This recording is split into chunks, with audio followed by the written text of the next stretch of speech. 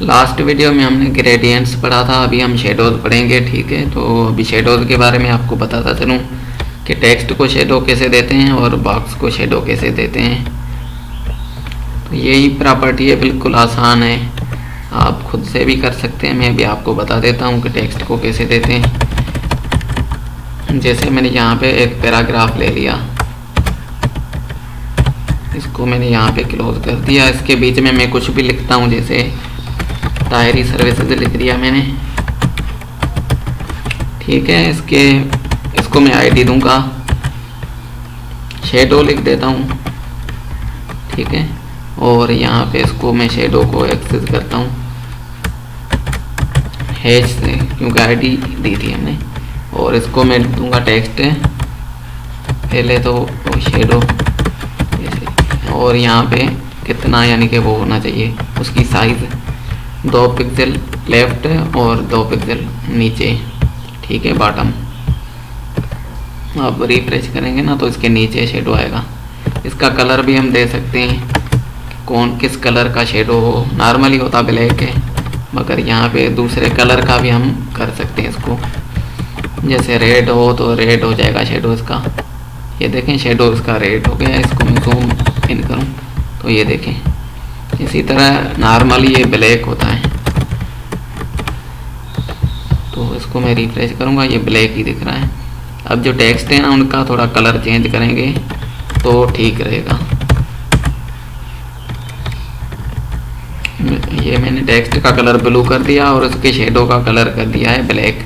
अब मैं रिफ्रेश करूँगा तो ये ब्लू टेक्स्ट हैं और उनका कलर है ब्लैक शेडो का। ठीक है, इसी तरह मैं बॉक्स को भी शेडो दे सकता हूँ। जो बॉक्स है हमारा डिव जो है, यानी कि ये मैं क्लास इसको ए दिया हुआ है ना, तो इसको मैं पहले तो कलर कर लेता हूँ, फिर आपको और इसका यानी कि बताऊँगा कैसे शेडो इसको देते हैं। इसको बैकग्राउंड कलर देते हैं हम ब्राउन, और इसके अलावा इसकी हाइट विड्थ स्पेसिफाई करते हैं कि कितने का हो, 400 पिक्सल, और विड्थ भी इसकी 400 पिक्सल होगी। ठीक है, इसको मैं सेव करूँगा और अभी यहाँ पे रिफ्रेश करूँगा तो ये ब्राउन कलर का एक बॉक्स बन जाएगा। अब इसको मैं शेडो देना चाहता हूँ तो वो कैसे दूंगा। यहाँ पे एक प्रॉपर्टी होती है CSS की, बॉक्स शेडो। इसको यानी कि मैं पहले बॉटम 2 पिक्सल करूँगा और जो है इसका राइट है वहाँ पे भी 2 पिक्सल कर दूँगा शेडो। और शेडो किस कलर का हो वो भी यहाँ पे स्पेसिफाई करते हैं, तो नॉर्मली डार्क होता है। तो इसको मैं सेव करूँगा तो ये बॉक्स शेडो भी अप्लाई हो जाएगा। ये देखें, इस बॉक्स को थोड़ा सा शेडो आ रहा है अगर जूम करके दिखाऊँ तो। और इसको हम ज़्यादा भी कर सकते हैं, यहाँ पे पिक्सल बढ़ा के 10 पिक्सल, और ये भी 10 पिक्सल कर देते हैं ताकि कुछ ज़्यादा ही शेडो दिखे। ये देखें, अब इसका शेडो भी आ रहा है। तो इस तरह हम शेडो टेक्स्ट को देते हैं और इसी तरह हम बॉक्स को भी शेडो देते हैं। तो ये था हमारा शेडो का टॉपिक। और इसके अलावा कुछ टेक्स्ट की इफ़ेक्ट्स होती हैं, जैसे ये टेक्स्ट ओवरफ्लो तो हमने पढ़ लिया है, और ये वर्ड रैप होता है ये, और वर्ड ब्रेक होता है। तो इनका भी यहाँ पे आप देख लें एग्जाम्पल कि क्या होते हैं। ठीक है, ये वर्ड रैप जो प्रॉपर्टी होती है ये यानी कि इसको बॉक्स के बाहर जाने से रोकती है टेक्स्ट को। तो इसीलिए इसको हम इस्तेमाल करते हैं जब भी इसका यूज़ करेंगे। तो यानी कि जो टेक्स्ट हमारे ओवरफ्लो हो रहे हैं उनको अंदर डिव के अंदर ही वो यानी कि रखेगी रैप करके। इसी तरह वर्ड की ब्रेकिंग भी होती है, यानी कि अगर टेक्स्ट ओवरफ्लो हो रहे हैं तो बीच में हम उनको काटना चाहें तो ये वर्ड ब्रेक का इस्तेमाल करेंगे। इसी तरह हम वेब के फ़ॉन्ट्स भी बढ़ा सकते हैं, चेंज भी कर सकते हैं, और ख़ुद से कुछ डाउनलोड करके जो अपने प्रोजेक्ट में रखेंगे उनको हम कैसे यूज़ करते हैं वो अब हम सीखेंगे।